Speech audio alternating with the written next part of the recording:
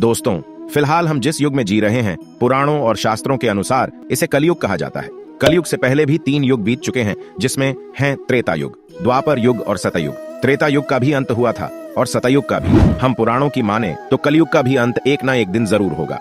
लेकिन अब हमारे सामने यह प्रश्न उठता है कि आखिर कैसा होगा कलयुग के बाद का युग। कलयुग से जुड़ी वो कौन सी बातें हैं जो भगवान श्री कृष्ण ने महाभारत काल के समय में ही 5 पांडवों को बता दी थी। इसके साथ ही भगवान श्री कृष्ण ने पांडवों को कलयुग के इंसानों से जुड़े कुछ ऐसे रहस्य भी बताए थे जिनको सुनने के बाद आप दांतों तले अपनी उंगली दबा लेंगे। अगर आप भी इन रहस्यों के बारे में जानना चाहते हैं तो हमारी आज की यह वीडियो बिना स्किप किए हुए अंत तक देखते रहिए। आपका ज्यादा समय न लेते हुए वीडियो की शुरुआत करते हैं। दोस्तों, जुए में सब कुछ हारने के बाद जब पांडव वन में जा रहे थे, तभी पांडवों ने भगवान श्री कृष्ण से पूछा, हमने तो ऐसा कोई बड़ा पाप नहीं किया, फिर भी हमें इतना बड़ा दंड क्यों मिला? तब श्री कृष्ण ने कहा, प्रिय पांडवों, द्वापर अपने अंतिम चरण पर है।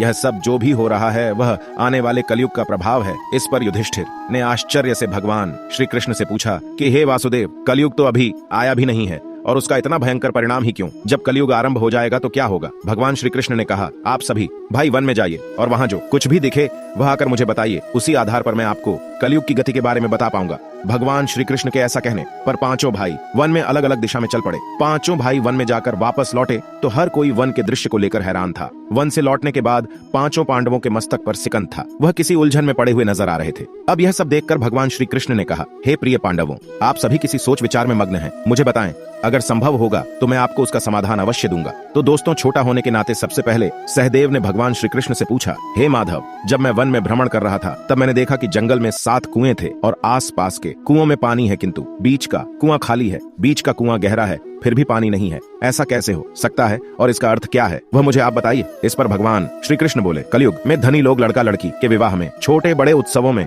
सत्ता के लालच में बहुत ज्यादा पैसे खर्च कर देंगे, किंतु अगर किसी भूखे को देखेंगे तो उनकी सहायता करने में भी किसी व्यक्ति को कोई रुचि नहीं होगी। उनका अपना ही सगा भूख से मरेगा, फिर भी लोग उसे देखते रहेंगे। दूसरी ओर मौज मस्ती, मदिरापान, मांस खाना, सुंदरता, यौवन और बेसन में पैसे उड़ाते रहेंगे, किंतु किसी के 2 आंसू पहुंचने में किसी को भी कोई दिलचस्पी नहीं होगी। कहने का तात्पर्य यह है कि कलयुग में अन्न के भंडार होंगे, लेकिन लोग भूख से मर जाएंगे। श्री कृष्ण के मुंह से इस तरह की बात सुनकर सहदेव एक पल के लिए काफी दुखी हो जाते हैं, लेकिन वे इस कटु सत्य से भी मुंह नहीं फेर सकते थे। इसके बाद भीम की उत्सुकता कलयुग के बारे में जानने के लिए काफी ज्यादा बढ़ जाती है। वैसे ऋकेश उनसे पूछते हैं कि हे कृष्ण, मैंने वन में देखा कि एक गाय अपने बछड़े को इतना अधिक चाट रही थी कि उसके शरीर से खून निकलना शुरू हो जाता है। ऐसा क्यों? इस पर श्री कृष्ण कहते हैं, हे भीम, जैसा कि तुमने देखा एक गाय अपने बछड़े को इतना अधिक चाटती है कि उसके शरीर से रक्त निकलना शुरू हो जाता है, इस तरह कलयुग में भी माँ बाप अपने संतान पर इतना अधिक प्यार लुटा आएंगे कि उसका कभी विकास नहीं हो पाएगा। कलयुग में माँ की ममता अपने बेटे को इस कदर मोह माया में बांध कर रख देगी कि उसका पूरा जीवन नष्ट हो जाएगा। अगर किसी का बेटा अपना घर बार छोड़कर साधु बनेगा तो लाखों लोग उसके दर्शन करने के लिए जाएंगे, लेकिन जब अपना बेटा ही घर बार छोड़कर सन्यासी बन जाएगा तो वह बहुत ज्यादा रोएंगे, विलाप करेंगे कि हमारा बेटा गलत रास्ते पर चला गया। भगवान श्री कृष्ण जीवन की वास्तविकता को बताते हुए कहते हैं कि मनुष्य को यह समझना होगा कि तुम्हारे पुत्र तुम्हारी अमानत नहीं है, बल्कि तुम्हारी पत्नी की है और पुत्रियां उनके पतियों की। तुम्हारा शरीर मृत्यु की है और आत्मा परमात्मा की अमानत है।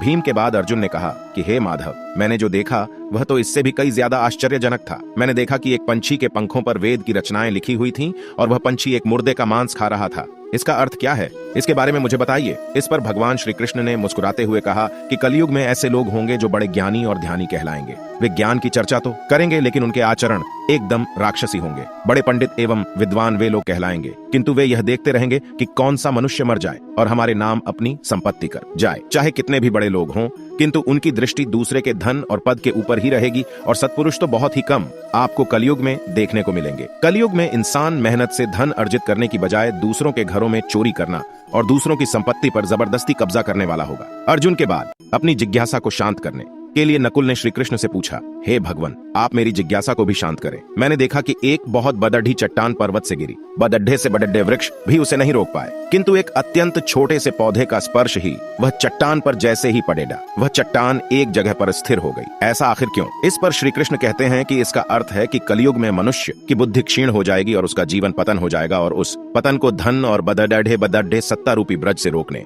में सक्षम होंगे। लेकिन हरिनाम के एक छोटे से पौधे से मनुष्य के जीवन का पतन रुक जाएगा। अतः कलयुग में हरिनाम ही मोक्ष और मुक्ति का एकमात्र मार्ग होगा। चारों भाइयों के प्रश्नों का उत्तर जानने के बाद अब बारी आती है युधिष्ठिर के प्रश्न की तो भगवान श्री कृष्ण ने मुस्कुराते हुए कहा, हे युधिष्ठिर, अब तुम बताओ, तुमने वन में क्या देखा? तब युधिष्ठिर ने बताया कि हे योगेश्वर, मैंने एक दो सूंड वाले गज को देखा। इसका अर्थ क्या है? मुझे इस पर अपने विचार बताइए और इसका अर्थ मुझे अच्छे से समझाइए। तब भगवान श्री कृष्ण ने कहा कि इसका अर्थ यह है कि कलयुग में ऐसे लोगों का राज होगा जो दोनों ओर से शोषण करेंगे, बोलेंगे कुछ और करेंगे कुछ और, मन में कुछ और कर्म कुछ और तरीके के होंगे। ऐसे ही लोगों का राज होगा। ये लोग दूसरों का शोषण करने का भी एक भी मौका अपने हाथ से नहीं जाने देंगे और केवल अपने हित के बारे में ही यह हमेशा सोचते रहेंगे। श्री कृष्ण से अपने प्रश्नों का उत्तर जानकर सभी पांडव हैरान थे और कलयुग में इंसानों की स्थिति को देखकर काफी ज्यादा निराश भी थे। तभी देश ने हाथ जोड़कर श्री कृष्ण से पूछा, हे माधव, आपने यह तो बता दिया कि आने वाला युग कैसा होगा, लेकिन आप हमें यह भी बताएं कि आखिरकार इस युग यानी कि कलयुग का अंत होगा कैसे? तब श्री कृष्ण कहते हैं कि कलयुग के अंत में मनुष्य की आयु मात्र 12 वर्ष की रह जाएगी। इस दौरान लोगों में दुर्भावना बढ़ेगी।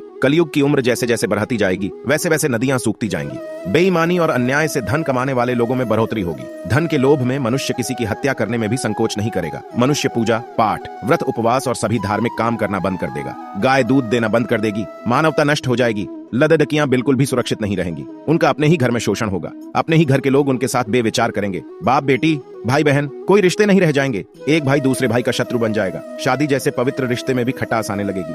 किसी भी व्यक्ति की शादीशुदा जिंदगी ठीक से नहीं चलेगी। पति पत्नी एक दूसरे से बेवफाई करने लगेंगे। कलयुग के अंत के समय में समाज हिंसक तरह से हो जाएगा। जो लोग बलवान होगी उनका ही केवल राज चलेगा। और जब आतंक अपनी चरम सीमा पर होगा तो मैं स्वयं कल की अवतार लेकर पृथ्वी से समस्त अधर्मियों का नाश कर दूंगा। फिर से धरती पर धर्म का बोलबाला होगा। मनुष्य भौतिक सुख की जगह मानसिक सुखों पर बल देगा। मनुष्य में एक दूसरे के लिए नफरत की कोई जगह नहीं होगी। चारों ओर प्यार ही प्यार होगा। मानवता की पुनः स्थापना होगी और मनुष्य को परम ज्ञान की प्राप्ति होगी। लेकिन सतयुग आने में अभी काफी लंबा समय है, तो क्यों ना हम लोगों में से सभी लोग अपने धर्म और कर्म से सतयुग की तरह जीने का काम करें।